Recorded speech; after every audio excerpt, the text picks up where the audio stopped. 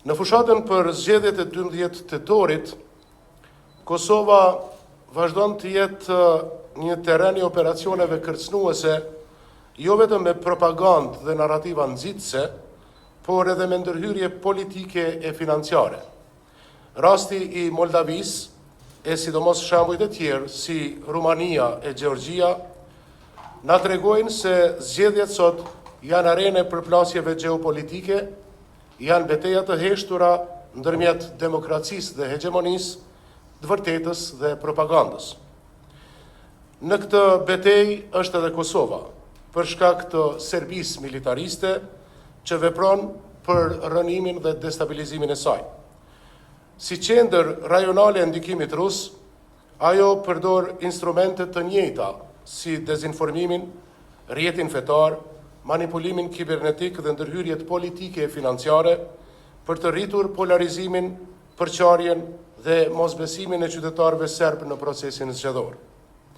Në këtë kontekst, sot Kosova përballet me sprovën e qëndrueshmërisë demokratike dhe me integritetin e zgjedhjeve si çështje të sigurisë kombëtare.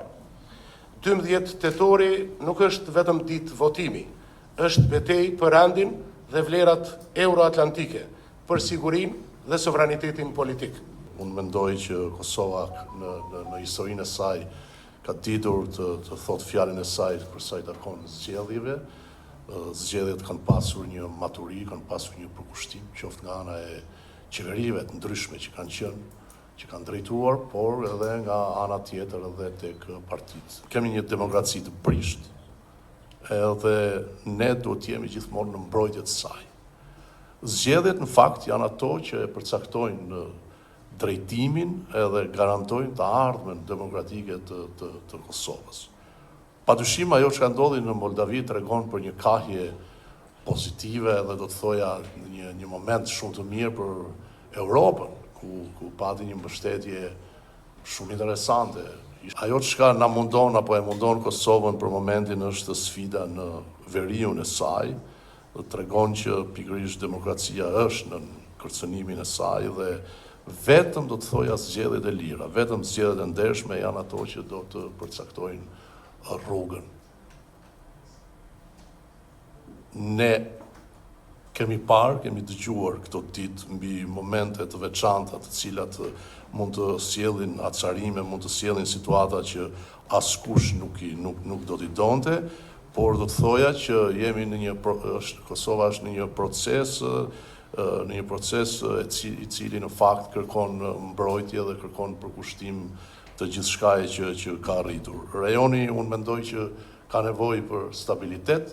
First, I share the assessment that elections, even in supposedly small countries like Kosovo, are nowadays a geopolitical battlefield. Ever since the Russian aggression against Ukraine that started in February 2022, we have seen in many different situations and countries that elections are being used by certain powers to advance their agenda through disinformation, distorted narratives, and even financial manipulation. And I think the case of Moldova that was mentioned before is a great case in point. So Kosovo is in a delicate situation. We have local elections coming up in October, on October 12th. And calling it local elections is actually a misnomer, precisely because we see how important these elections are, even in the eyes of not only the international community, but also other actors. And so it is very important to sustain and maintain election integrity, to ensure that free and fair elections take place. And I share the observations by the Albanian ambassador that in recent times elections here in Kosovo have actually lived up to that promise. We saw that in February at the national level. And yet it is very important to ensure that even in the elections coming up, this will continue. I would also like to say that when we talk about elections and democracy and the rule of law, it's also very important to pay attention to what is going on within the country. So threats to election integrity and to the rule of law do not only stem from the outside, but can also come from the inside. And we have observed attempts to,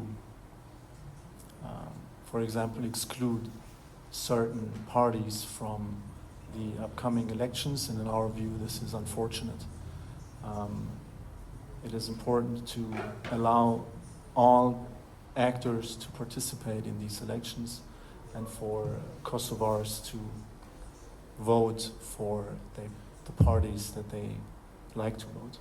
Pra ky subjekt politik para, gjatë dhe pas fushatave të cikleve zgjedhore ndaj qytetarëve dhe grupeve të ndryshme të interesit kanë ushtruar frikë, shantazh, intimidim dhe kërcënim mbi votuesit standard.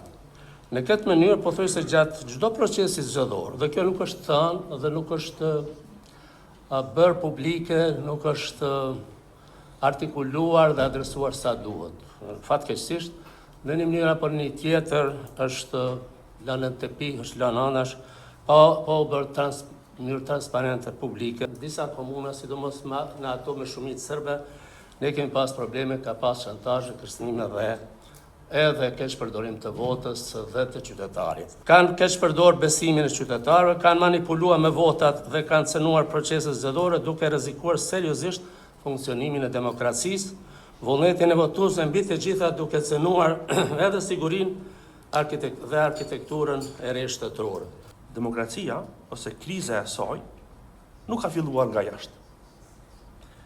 Ajo ka ardhur në këtë stad për shkak të një transformimi, ose më mirë me thonë, të një farë metamorfoze që ka pësu ajo vetë. Nga një demokraci që është supozu liberale pas përfundimit të luftës së ftohtë, deri tek një demokraci që po besoj është e elitave.